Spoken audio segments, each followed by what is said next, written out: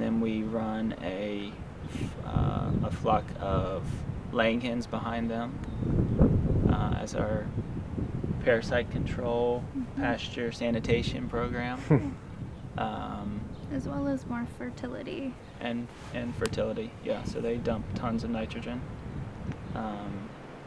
And then we also run broiler chickens, and their primary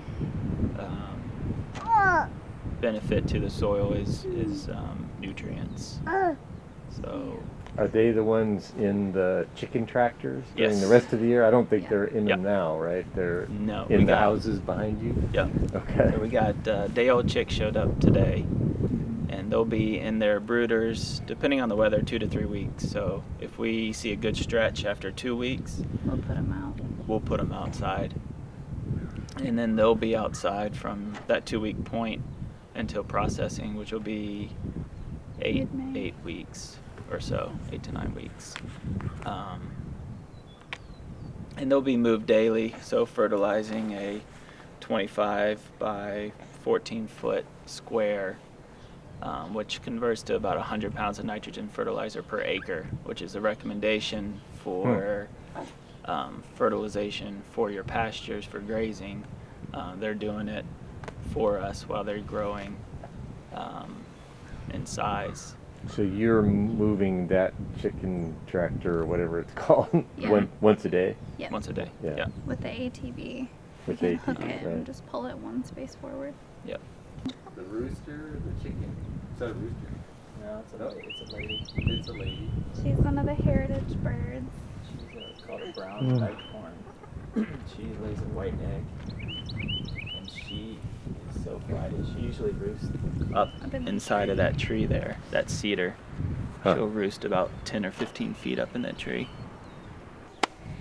So these guys, the reason that they have to be at a brooder is because they need to keep an ambient temperature for so long. So if they're out in the wild, they'd be under or very close to their mom, and she would keep them warm. So when we get them, we have to keep them in the 90s.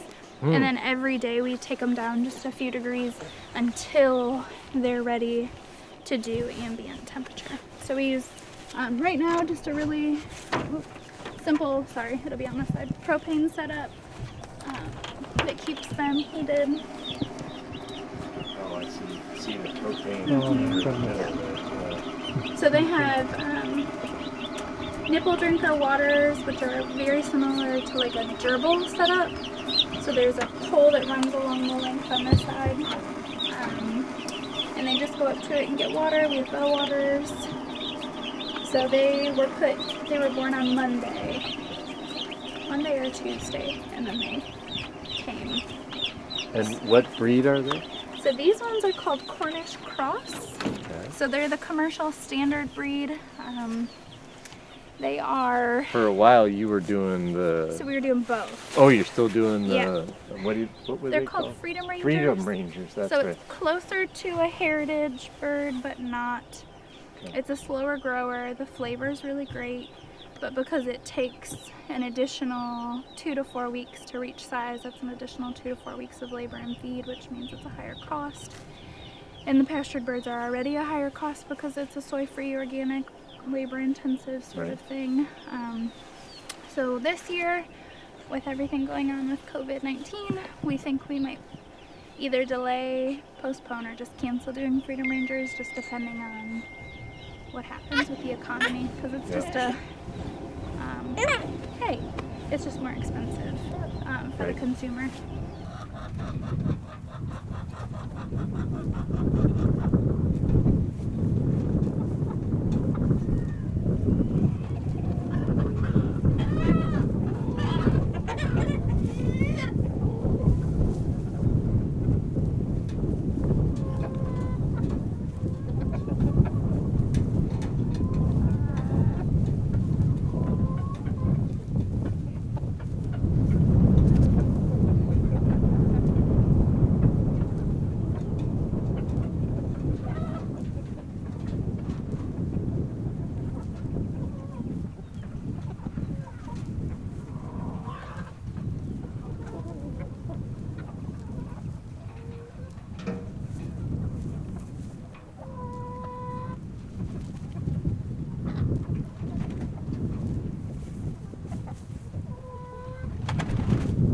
I love having the ground cover,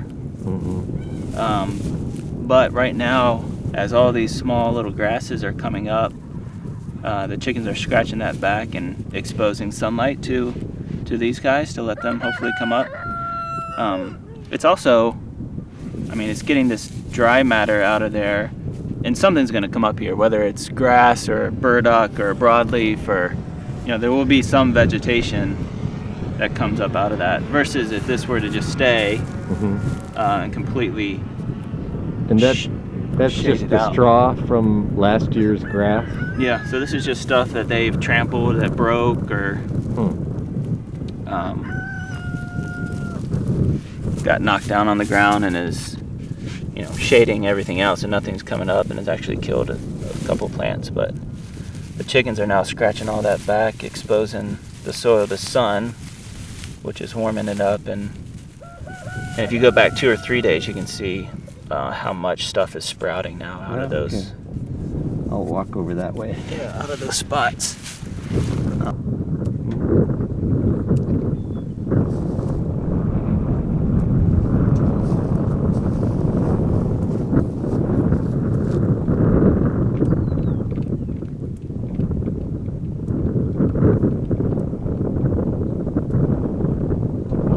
Yeah, so this is an old hay wagon chassis. It was actually at the neighbor's farm that they weren't using. And then I just took 2 2x10s on each side and then just built a simple platform. And then a simple A-frame to give them shade from the sun and rain. And then just put these nesting boxes in. They're called community nest boxes, so it's just one big open area. Instead of individual nest boxes. And then it's rear collection, so they'll lay an egg and then it rolls out of the back clean and untouched. So previously we were individual nest boxes. They would sit on those eggs and then they jump in with dirty feed and poop, and or they would start eating eggs sometimes. There's egg eaters. But now they'll lay an egg and then it rolls off this mat into this collection area.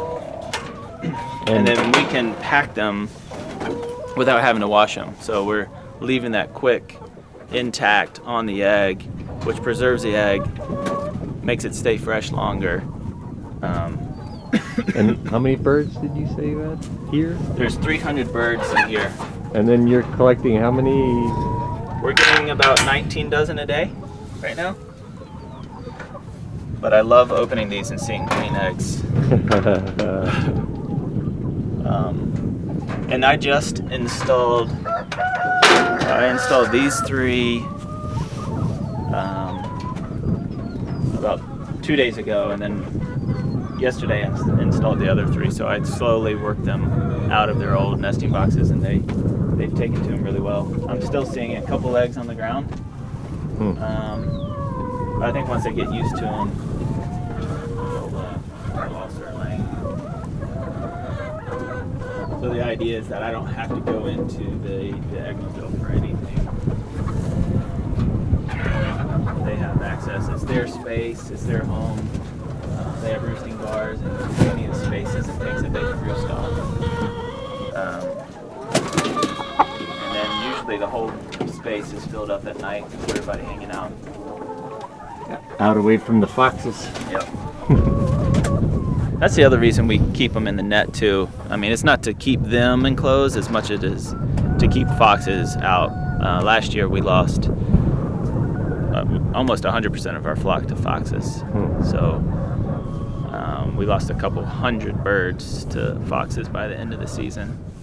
I think we were down to like 20 birds by the end of it. So. Are those foxes still alive? Probably.